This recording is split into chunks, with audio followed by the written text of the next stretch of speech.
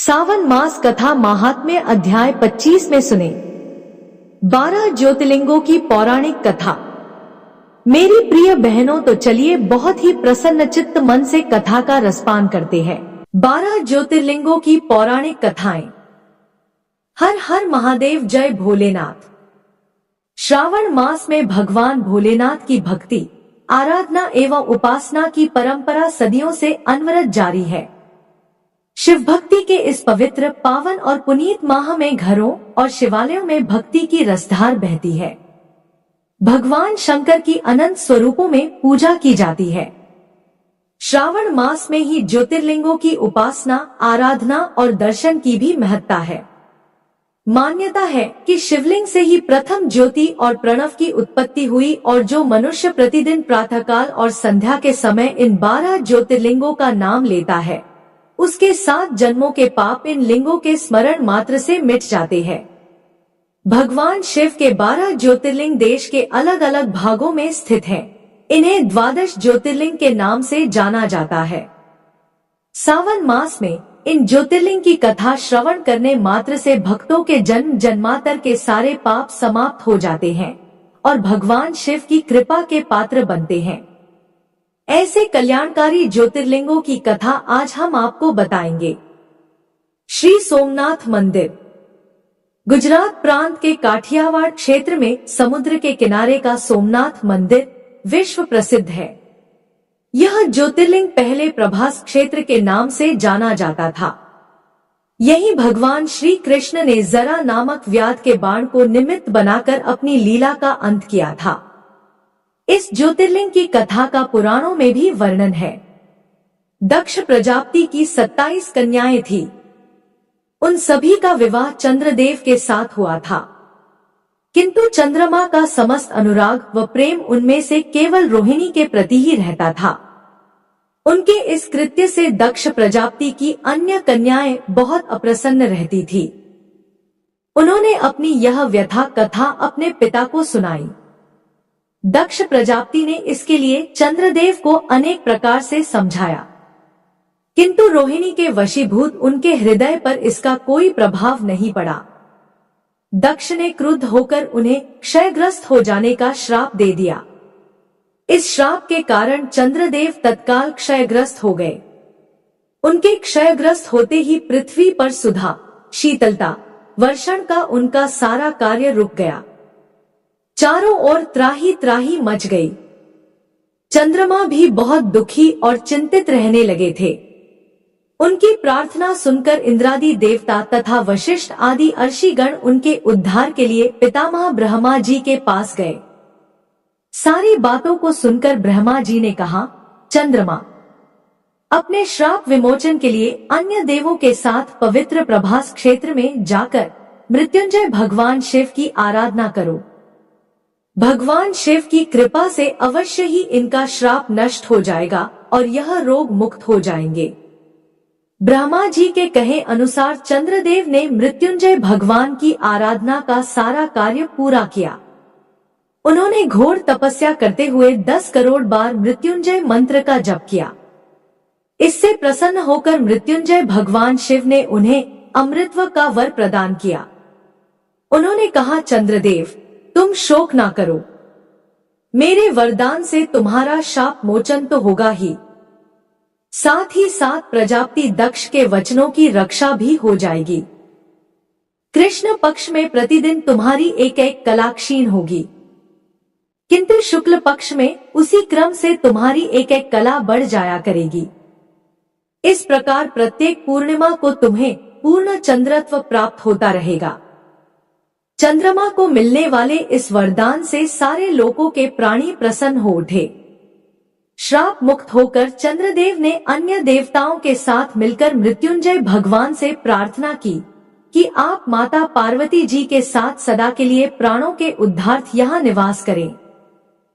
भगवान शिव उनकी इस प्रार्थना को स्वीकार करके ज्योतिर्लिंग के रूप में माता पार्वती जी के साथ तभी से यहाँ रहने लगे। पावन प्रभास क्षेत्र में स्थित इस सोमनाथ ज्योतिर्लिंग की महिमा महाभारत, श्रीमद् भागवत तथा स्कंद पुराण आदि में विस्तार से बताई गई है। चंद्रमा का एक नाम सोम भी है। उन्होंने भगवान शिव को ही अपना नाथ यानी स्वामी मानकर यहाँ तपस्या की थी। इसलिए इस ज्योतिर्लिंग को सोमनाथ कहा जाता है। श्री मल्लिकार्जुन आंध्र प्रदेश में कृष्णा नदी के तट पर दक्षिण का कैलाश कहे जाने वाले श्री शैल पर्वत पर श्री मल्लिकार्जुन ज्योतिर्लिंग स्थित है। महाभारत, शिव पुराण तथा पद्म पुराण आदि धर्म ग्रंथों में इसकी महिमा और महानता का विस्तार से वर्णन किया गया है। पुराणों में इस ज्योतिर्लिंग की कथा कुछ इस प्रकार है। एक समय की बात है, भगवान शंकर जी के दोनों पुत्र श्री गणेश और श्री कार्तिकेय स्वामी विवाह के लिए परस्पर झगड़ने लगे। प्रत्येक का आग्रह था कि पहले मेरा विवाह किया जाए। उन्हें लड़ते झगड़ते देखकर भगवान शंकर और मां पार्वती ने कहा, तुम लोगों में से जो पहले पूरी पृथ्वी का चक्कर लगाकर यहाँ वापस लौट आएगा, उसी का विवाह पहले किया जाएगा। माता पिता की यह बात सुनकर श्री कार्तिकेय स्वामी तो अपने वाहन मोर पर विराजित हो तुरंत पृथ्वी के चक्कर लगाने के लिए दौड़ पड़े। गणेश जी के लिए तो यह कार्य बड़ा ही कठिन था। एक तो उनकी काया स्थूल थी, दूसरा उनका वाहन भी मूषक था। भला वे दौड़ में स्वामी कार्तिकेय की बराबरी किस प्रकार कर पाते। लेकिन उनकी काया जितनी स्थूल थी, बुद्धि उसी के अनुपात में सूक्ष्म और तीक्ष्ण थी। उन्होंने पृथ्वी की परिक्रमा का एक सुगम उपाय खोज निकाला। सामने बैठे माता पिता का पूजन करने के पश्चात उनकी 7 बार परिक्रमा करके उन्होंने पृथ्वी के चक्कर न लगाकर माता पिता के चक्कर लगाकर कार्य पूरा कर लिया। उनका यह कार्य शास्त्रानुमोदित था। पूरी पृथ्वी का चक्कर लगाकर स्वामी कार्तिकेय जब तक लौटे तब तक श्री गणेश जी का रिद्धि और सिद्ध नाम वाली 2 कन्याओं के साथ विवाह हो चुका था और उन्हें क्षेम तथा लाभ नामक 2 पुत्र भी प्राप्त हो चुके थे। यह सब देखकर स्वामी कार्तिकेय अत्यंत रुष्ट होकर क्रौंच पर्वत पर चले गए। माता पार्वती वहां उन्हें मनाने पहुंची। जब कार्तिक को पता चला कि उनकी माता पिता यहाँ आने वाले हैं, तो कार्तिक वहां से दूसरी जगह चले गए। जिस स्थान में माता पार्वती और भगवान शिव ने अपने पुत्र की प्रतीक्षा की थी, उसे अब श्रीशैलम के नाम से जाना जाता है। अपने पुत्र से परेशान होकर उन्होंने एक ज्योतिर्लिंग का रूप धारण किया और वहीं रहने लगे और तब से मल्लिकार्जुन ज्योतिर्लिंग के नाम से प्रख्यात हुए। मल्लिका का अर्थ है पार्वती और अर्जुन का अर्थ है शिव। इस मल्लिकार्जुन शिवलिंग का दर्शन, पूजन एवं अर्चन करने वाले भक्तों की सभी सात्विक मनोकामनाएं पूर्ण हो जाती हैं। दैहिक, दैविक, भौतिक सभी प्रकार की बाधाओं से वे मुक्त हो जाते हैं। श्री महाकालेश्वर, यह परम पवित्र ज्योतिर्लिंग मध्य प्रदेश के उज्जैन नगर में है। क्षिप्रा नदी के तट पर स्थित उज्जैन प्राचीन काल में उज्जैनी के नाम से विख्यात था। इसे अवंतिकापुरी भी कहते थे। यह भारत की परम पवित्र सप्तपुरियों में से एक है। महाभारत, शिव पुराण एवं स्कंद पुराण में महाकाल ज्योतिर्लिंग की महिमा का पूरे विस्तार के साथ वर्णन किया गया है। इस ज्योतिर्लिंग के विषय में एक कथा इस प्रकार कही जाती है। किसी समय अवंतिकापुरी में वेद पाठी तपोनिष्ठ एक अत्यंत तेजस्वी ब्राह्मण रहते थे। एक दिन दूषण नामक एक अत्याचारी असुर उनकी तपस्या में विघ्न डालने के लिए वहां आया। ब्रह्मा जी से वर प्राप्त कर वह बहुत शक्तिशाली हो गया था। उसके अत्याचार से चारों ओर त्राही मची हुई थी। ब्राह्मण को कष्ट में देखकर प्राणी मात्र का कल्याण करने वाले भगवान शंकर वहां प्रकट हो गए। उन्होंने एक हुंकार मात्र से उस दारुण अत्याचारी दानव को वहीं जलाकर भस्म कर दिया। ब्राह्मणों ने महादेव से यहीं विराजमान होने के लिए प्रार्थना की। ब्राह्मणों के निवेदन से प्रसन्न होकर शिव जी यहाँ महाकालेश्वर ज्योतिर्लिंग के रूप में वास करने लगे। भगवान वहां हुंकार सहित प्रकट हुए, इसीलिए उनका नाम महाकाल पड़ गया। इसीलिए परम पवित्र ज्योतिर्लिंग को महाकाल के नाम से जाना जाता है। भगवान शिव समय यानी काल के अंत तक यहीं रहेंगे, इसलिए भी इन्हें महाकाल कहा जाने लगा। श्री ओंकारेश्वर यह ज्योतिर्लिंग मध्य प्रदेश में पवित्र नर्मदा नदी के तट पर ओम आकार के पर्वत पर स्थित है।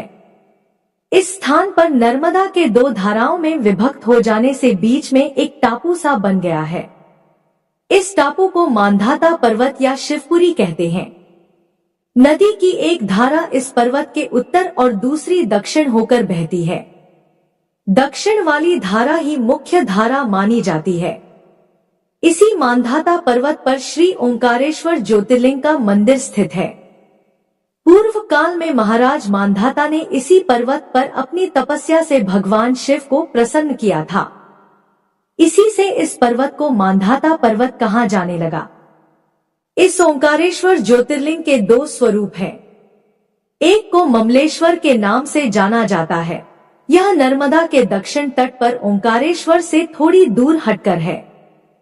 पृथक होते हुए भी दोनों की गणना एक ही में की जाती है। शिवलिंग के दो स्वरूप होने की कथा पुराणों में इस प्रकार है। एक बार विंध्य ने पार्थिव अर्चना के साथ भगवान शिव की 6 मास तक कठिन उपासना की। उनकी इस उपासना से प्रसन्न होकर शंकर जी वहां प्रकट हुए। उन्होंने विंध्य को उनके मनोवांछित वर प्रदान किए। विंध्य की इस वर प्राप्ति के अवसर पर वहां बहुत से ऋषि गण और मुनि भी पधारे। उनकी प्रार्थना पर शिव जी ने अपने ओंकारेश्वर के 2 भाग किए। एक का नाम ओंकारेश्वर और दूसरे का ममलेश्वर पड़ा। दोनों लिंगों का स्थान और मंदिर पृथक होते हुए भी दोनों की सत्ता और स्वरूप को एक ही माना गया है। ओंकारेश्वर शिव भगवान का अकेला ऐसा मंदिर है जहां प्रत्येक दिन गुप्त आरती होती है। इस दौरान पुजारियों के अलावा कोई भी गर्भगृह में नहीं जा सकता। शिव पुराण में इस ज्योतिर्लिंग की महिमा का विस्तार से वर्णन किया गया है।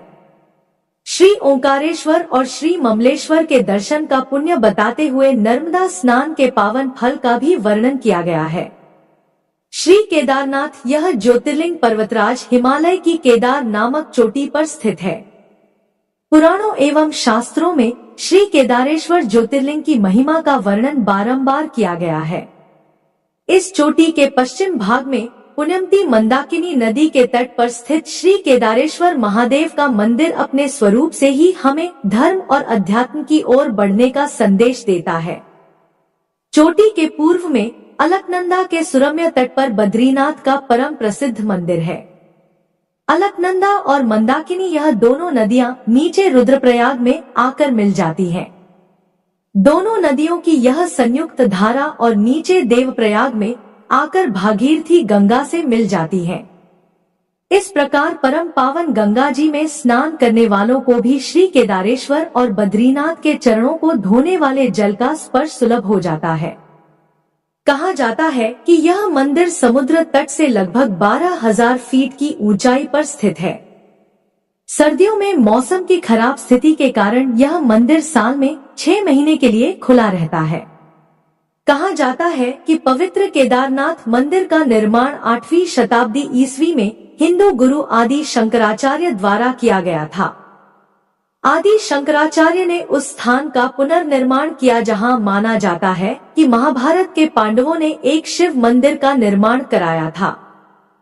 पौराणिक कथा के अनुसार ऐसा कहा जाता है कि पांडव अपने कौरव भाइयों का अंत करने के बाद अपने पापों का प्रायश्चित करने के लिए भगवान शिव से माफी मांगने जाना चाहते थे, लेकिन भगवान शिव उनसे मिलना नहीं चाहते थे। इसके बाद भगवान शिव गुप्तेश्वर में छुप गए जहां आज केदारनाथ का ज्योतिर्लिंग स्थित है। पांडवों ने और द्रौपदी ने एक बैल देखा जो अन्य बैल से बहुत अनोखा था। पांडवों में से भीम ने उन्हें पहचान लिया कि वह बैल कोई और नहीं बल्कि भगवान शिव है। भगवान शिव जो उनसे छिप रहे थे वे नंदी बैल के रूप में थे। भीम ने बैल को पकड़ने की कोशिश की लेकिन सफल नहीं हो सका। बैल ने खुद को जमीन में धंसा लिया था। भीम ने बैल की पूंछ पकड़कर बाहर खींचने की कोशिश की लेकिन वह सफल नहीं कर सके। इसके बाद भगवान शिव ने खुद को और नीचे धकेल दिया और अलग अलग स्थानों में केवल कुछ हिस्सों में ही प्रकट हुए। जैसे कि केदारनाथ में उनके पीठ का ऊपरी हिस्सा प्रकट हुआ, तुंगनाथ में भुजाएं, मध्यमहेश्वर में नाभि और पेट, रुद्रनाथ में चेहरा और कल्पेश्वर में बाल सिर प्रकट हुआ। पांडवों ने शिव की पूजा करने के लिए इन 5 केदारों पर मंदिर बनवाए, जिससे वह अपने पापों से मुक्त हो गए और भगवान शिव ने त्रिकोण रूप में इस पवित्र स्थान केदारनाथ में रहने का वादा किया। इसीलिए केदारनाथ इतना प्रसिद्ध है और भक्तों द्वारा पूजनीय है। भगवान शिव का यह ज्योतिर्लिंग इतना चमत्कारिक है कि केदारनाथ में आया भयंकर प्रलय भी इसे हिला नहीं पाया था। 2013 में बाढ़ का पानी पहाड़ से जब नीचे की ओर गिर रहा था, तभी उस पानी में विशालकाय एक पत्थर लुढ़क कर नीचे आया और मंदिर के पास आकर रुक गया, जिससे पानी का बहाव 2 भागों में बट गया और मंदिर को कुछ नहीं हुआ। इसीलिए अब इस चमत्कारिक शिला को भीमशिला के नाम से जाना जाता है। भीमाशंकर ज्योतिर्लिंग, यह ज्योतिर्लिंग पुणे से लगभग 100 किलोमीटर दूर सह्याद्री की पहाड़ी पर स्थित है। इसे भीमाशंकर भी कहते हैं। इस ज्योतिर्लिंग की स्थापना के विषय में यह कथा कही जाती है। प्राचीन काल में भीम नामक एक महाप्रतापी राक्षस था। वह कामरूप प्रदेश में अपनी मां के साथ रहता था। वह महाबली राक्षस राज रावण के छोटे भाई कुंभकर्ण का पुत्र था, लेकिन उसने अपने पिता को कभी देखा ना था। उसके होश संभालने के पूर्व ही भगवान राम के द्वारा कुंभकर्ण का वध कर दिया गया था। जब वह युवावस्था को प्राप्त हुआ, तब उसकी माता ने उससे सारी बातें बताई। भगवान विष्णु के अवतार श्री रामचंद्र जी द्वारा अपने पिता के वध की बात सुनकर वह महाबली राक्षस अत्यंत क्रुद्ध हो उठा। अब वह निरंतर भगवान श्री हरि के वध का उपाय सोचने लगा। उसने अपने अभीष्ट की प्राप्ति के लिए 1000 वर्ष तक कठिन तपस्या की। उसकी तपस्या से प्रसन्न होकर ब्रह्मा जी ने उसे लोक विजय होने का वर दे दिया। अब तो वह राक्षस ब्रह्मा जी के उस वर के प्रभाव से सारे प्राणियों को पीड़ित करने लगा। उसने देवलोक पर आक्रमण करके इंद्र आदि सारे देवताओं को वहां से बाहर निकाल दिया। पूरे देवलोक पर अब भीम का अधिकार हो गया। उसने काम रूप के परम शिव भक्त राजा सुदक्षिण पर आक्रमण करके उन्हें मंत्रियों और अनुचरों सहित बंदी बना लिया। इस प्रकार धीरे धीरे उसने सारे लोगों पर अपना अधिकार जमा लिया। उसके अत्याचार से वेदों, पुराणों, शास्त्रों और स्मृतियों का सर्वत्र एकदम लोप हो गया। वह किसी को कोई भी धार्मिक कृत नहीं करने देता था। इस प्रकार यज्ञ, दान, तप आदि के सारे काम एकदम रुक गए।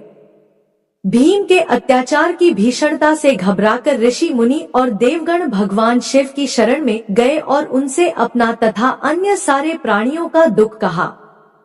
उनकी यह प्रार्थना सुनकर भगवान शिव ने कहा, मैं शीघ्र ही उस अत्याचारी राक्षस का संहार करूंगा। उसने मेरे प्रिय भक्त कामरूप नरेश को भी सेवकों सहित बंदी बना लिया है। कामरूप अपने सामने पार्थिव शिवलिंग रखकर अर्चना कर रहे थे। उन्हें ऐसा करते देख क्रोधोन्मत्त होकर राक्षस भीम ने अपनी तलवार से उस पार्थिव शिवलिंग पर प्रहार किया, किंतु उसकी तलवार का स्पर्श उस लिंग से हो भी नहीं पाया कि उसके भीतर से साक्षात शंकर जी वहां प्रकट हो गए। उन्होंने अपनी हुंकार मात्र से उस राक्षस को वहीं जलाकर भस्म कर दिया।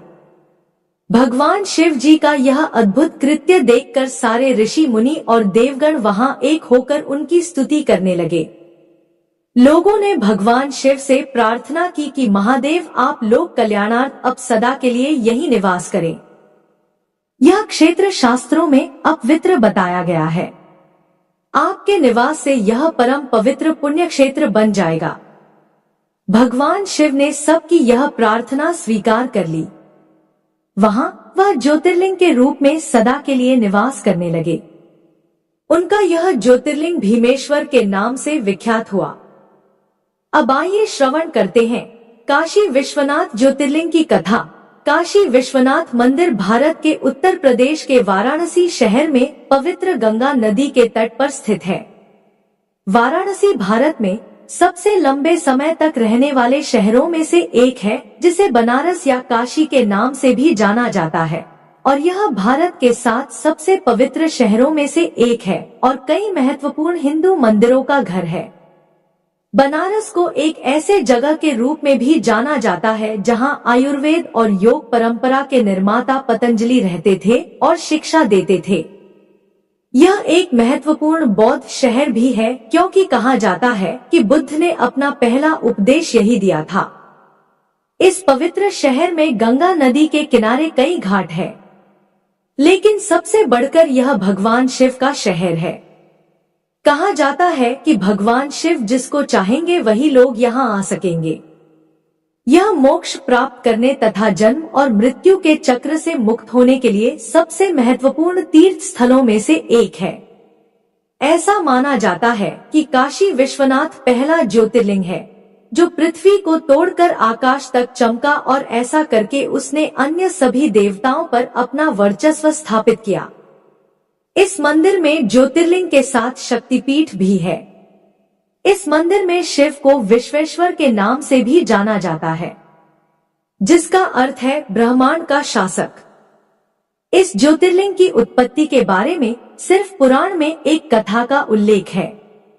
एक बार सृष्टि के रचयिता ब्रह्मा और सृष्टि के पालनकर्ता भगवान विष्णु के बीच अपने सर्वोच्चता को लेकर बहस हुई। उनकी परीक्षा लेने के लिए शिव ने प्रकाश की एक विशाल अंतहीन स्तंभ ज्योतिर्लिंग के रूप में प्रकट हुए, यह निर्धारित करने के लिए कि कौन अधिक शक्तिशाली है। भगवान विष्णु ने बराह का रूप लिया और नीचे की ओर जाने की कोशिश की, जबकि ब्रह्मा ने स्तंभ के शीर्ष तक उड़ने के लिए रूप लिया। लंबे समय तक स्तंभ के अंत को खोजने की कोशिश करने के बाद ब्रह्मा ने अहंकार के कारण झूठ बोला और कहा कि उन्हें स्तंभ का अंत मिल गया है और साक्षी के रूप में केतकी का फूल दिखाया, जबकि भगवान विष्णु ने ईमानदारी से कहा कि उन्हें इसका अंत नहीं मिल सका और उन्होंने अपनी हार स्वीकार कर ली। तब भगवान शिव ने क्रोधित भैरव का रूप धारण किया और ब्रह्मा के 5वें सिर को काट दिया और उन्हें श्राप दिया कि उनकी पूजा नहीं की जाएगी और भगवान विष्णु को अपने समान हर मंदिरों में पूजा जाएगा। कहते हैं कि पृथ्वी के जिस स्थान पर यह स्तंभ गिरा था वह जगह आगे जाकर काशी विश्वनाथ कहलाया। अब आइए श्रवण करते हैं त्र्यंबकेश्वर ज्योतिर्लिंग की कथा। त्र्यंबकेश्वर ज्योतिर्लिंग जो ब्रह्मगिरी नामक एक पर्वत पर स्थित है, यह वही जगह है जहां से गोदावरी नदी शुरू होती है। इस ज्योतिर्लिंगों की सबसे बड़ी खासियत है यहाँ पर मौजूद 3 छोटे छोटे लिंग जिन्हें ब्रह्मा, विष्णु और शिव जी का प्रतीक माना जाता है। पौराणिक कथाओं के अनुसार भगवान ब्रह्मदेव ने भगवान शिव को प्रसन्न करने के लिए ब्रह्मगिरी पर्वत पर तपस्या की थी। तभी से इस पर्वत को ब्रह्मगिरी पर्वत के नाम से जाना जाता है। कहते हैं कि ब्रह्मगिरी पर्वत के बीच आश्रम हुआ करता था, जहां महान ऋषि गौतम रहते थे। एक बार वहां भारी सूखे और अकाल के कारण वहां से सभी मनुष्यों के साथ साथ सभी जीव जंतु भी भागने लगे, जिसे देखते हुए ऋषि गौतम ने जल के देवता वरुण देव की तपस्या की। उनकी तपस्या से प्रसन्न होकर वरुण देव ने उन्हें एक ऐसा कुंड भेंट किया जिसमें कभी ना समाप्त होने वाला जल था। गौतम ऋषि ने उस पानी का उपयोग सभी प्राणियों की मदद करने के लिए किया। ऋषि गौतम को लोगों का अधिक प्यार और स्नेह मिला, इसलिए ऋषि गौतम को अधिक पुण्य प्राप्त हुआ। लेकिन जल्द ही आश्रम के दूसरे ऋषियों को इस बात से जलन होने लगी और उन्होंने गौतम ऋषि को नीचा दिखाने के लिए भगवान गणेश की तपस्या की। जैसे ही भगवान गणेश जी प्रकट हुए तो सभी ऋषियों ने उनसे गौतम ऋषि को नीचा दिखाने का आग्रह किया। इस पर गणेश जी ने उन्हें समझाने की कोशिश की, परंतु जब सारे ऋषि नहीं माने तो गणेश जी ने मजबूरन एक कमजोर गाय का रूप धारण किया और ऋषि के आश्रम में पहुँचे। गाय की ऐसी हालत देखकर ऋषि गौतम ने गाय को कुछ चारा प्रदान किया, लेकिन जैसे ही गाय ने चारे को खाया तुरंत उसकी मृत्यु हो गई। जिसके बाद सभी ऋषि वहां आ पहुंचे और उन्होंने गौ हत्या का पाप ऋषि गौतम पर लगा दिया। गौतम ऋषि ने गौ हत्या के पाप को दूर करने के लिए भगवान शिव को प्रसन्न करने के लिए इसी पहाड़ी पर तपस्या की थी। भगवान शिव प्रसन्न हुए और गौतम ऋषि से पूछा कि वे क्या चाहते हैं। गौतम ऋषि गाय की हत्या के पाप को दूर करने के लिए माता गंगा के जल में स्नान करना चाहते थे। भगवान शिव ने गौतम ऋषि की इच्छा स्वीकार कर ली और गंगा माता का जल ब्रह्मगिरी पर्वत पर भेज दिया। लेकिन गंगा नदी वहां से बार बार गायब हो जाती थी क्योंकि गंगा माता वहां अकेले नहीं जाना चाहती थी। इसलिए गंगा माता ने आगे भगवान शिव से त्र्यंबकेश्वर में उनके साथ रहने के लिए प्रार्थना की। भगवान शिव ने गंगा माता के अनुरोध को स्वीकार कर लिया और ज्योतिर्लिंग त्र्यंबकेश्वर के रूप में भूमि से उत्पन्न हुए, जिसे आज त्र्यंबकेश्वर ज्योतिर्लिंग के रूप में जाना जाता है। वैद्यनाथ ज्योतिर्लिंग। यह ज्योतिर्लिंग झारखंड राज्य के देवघर में स्थित है। इस ज्योतिर्लिंग को सिद्ध पीठ भी कहा गया है, जहां भक्तों की मुराद जल्दी पूरी होती है। पौराणिक कथाओं के अनुसार रावण शिवजी को प्रसन्न करने के लिए हिमालय क्षेत्र में तपस्या कर रहा था। उसने अपने 9 सिर शिवजी को अर्पित कर दिए थे। जैसे ही वह अपने दवे सिर का बलिदान देने वाला था, शिवजी उनके सामने प्रकट हुए और उनसे पूछा कि वे क्या चाहते हैं। रावण ने कामना ज्योतिर्लिंग को लंका द्वीप पर ले जाने को कहा और शिव को कैलाश से लंका ले जाने की इच्छा व्यक्त की। भगवान शिव रावण के अनुरोध पर सहमत हुए, लेकिन एक शर्त के साथ। उन्होंने कहा कि यदि लिंग को रास्ते में कहीं भी रखा गया तो यह देवताओं का स्थायी निवास बन जाएगा और इसे कभी भी स्थानांतरित नहीं किया जा सकेगा। यह सुनकर भगवान शिव कैलाश पर्वत पर अपने निवास स्थान से चले गए। सभी देवी देवता चिंतित हो गए और उन्होंने भगवान विष्णु से इसका समाधान मांगा। भगवान विष्णु ने पानी से जुड़े देवता वरुण देव को रावण के पेट में प्रवेश करने के लिए कहा, जिसके परिणाम स्वरूप देवघर के आसपास के क्षेत्र में उसे पेशाब करने की आवश्यकता महसूस हुई। कहानी में कहा गया है कि विष्णु जी ने एक चरवाहे का रूप लिया। जब रावण पेशाब करने गया तो उसने इस ग्वाले को वह लिंग दिया। वरुण देव की उपस्थिति के कारण रावण को खुद को राहत देने में बहुत लंबा समय लगा। काफी देर तक रावण की प्रतीक्षा करने पर चरवाहा क्रोधित हो गया। फिर उसने लिंग को जमीन पर रख दिया और वहां से चला गया। वापस लौटने पर रावण ने लिंग को उठाने का प्रयास किया, लेकिन अपने प्रयास में असफल रहा। यह जानकर वह परेशान हो गया कि यह भगवान विष्णु का काम था। जाने से पहले रावण ने लिंग पर अपना अंगूठा दबाया, जिससे शिवलिंग आंशिक रूप से क्षतिग्रस्त हो गया। तब शिवलिंग की ब्रह्मा, विष्णु और अन्य देवी देवताओं द्वारा पूजा की गई और उन्होंने वैद्यनाथ मंदिर का निर्माण कराया। तब से महादेव ने कामना लिंग के अवतार के रूप में देवघर में निवास किया। नागेश्वर ज्योतिर्लिंग। यह ज्योतिर्लिंग महाराष्ट्र में स्थित है।